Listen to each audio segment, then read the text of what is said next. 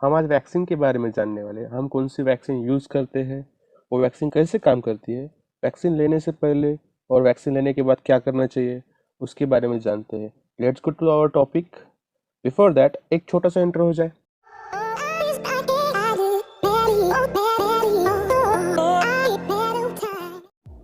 What is Sputnik 5? हम इस बारे में क्या जानते हैं? मॉस्को गेमेला इंस्टीट्यूट ने वैक्सीन बनाई है।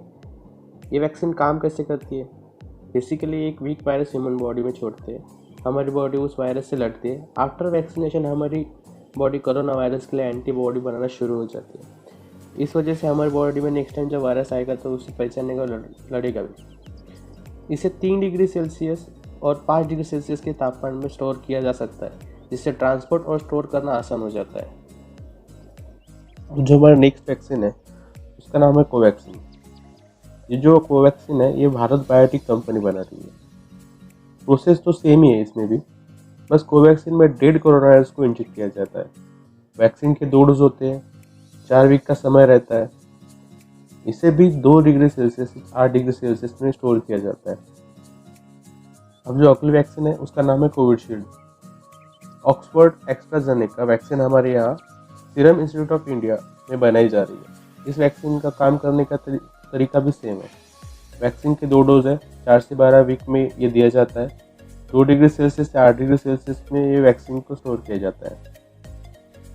कुछ और कंपनीज भी है जो वैक्सीन बना रही है, जैसे कि ज़ाइकोविडी बाय जायडस कैडिला, एक अहमदाबाद बेस्ड कंपनी है। First Indian private vaccine manufacturing company है जो जॉनसन और जॉनसन के साथ मिलकर एक वैक्सीन बना रही है। सेकंड नंबर पे आती है HGCO19, India first mRNA vaccine.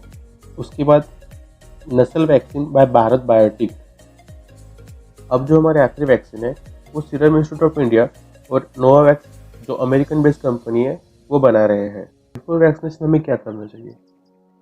जैसे कि किसी पर्सन को एलर्जीज होगी या कुछ होगा, तो अगर किसी पर्सन को एलर्जी होगी, कोई भी हो, तो डॉक्टर से कंसल्ट करके एक रिपोर्ट बनाए जिसमें कंप्लीट ब्लड काउंट होगा, सी रिएक्टिव प्रोटीन की लेवल्स बताई जा रही हो।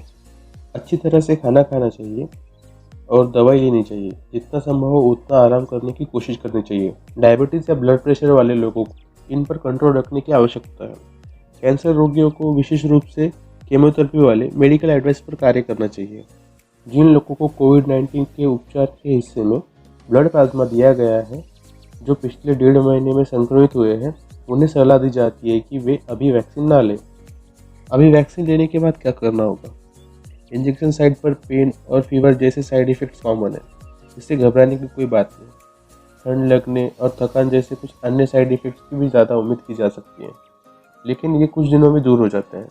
और भी कुछ बातें हैं जो ज़रूरी है, जैसे कि वैक्सीन हमारे इम्यूनिटी सिस्टम को सिखाते हैं कि बाहरी खतरे को कैसे पहचानना और लड़ना चाहिए। इस मामले में वायरस जो कोविड-19 का कारण बनता है, आमतौर पर वायरस के खिलाफ इम्यूनिटी बिल्ड करने के लिए वैक्सीनेशन के बाद कुछ हफ्ते लग जाते हैं।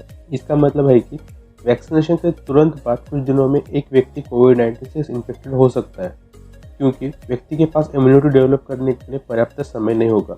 इसीलिए वैक्सीनेशन के बाद गवर्नमेंट रूल्स पालन करने चाहिए, जैसे कि पब्लिक प्लेसेस में मास्क लगाना, हैंड सैनिटाइज करना, सोशल डिस्टेंसिंग का पालन करना।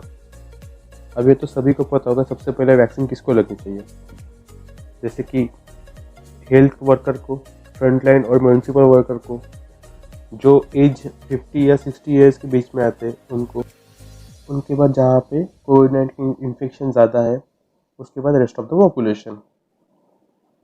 ये होगी वैक्सीन के बारे में जानकारी। अभी वैक्सीन के बारे में रूमर्स है जिस पे आप भरोसा मत कीजिए। Stay home, stay safe. जय हिंद।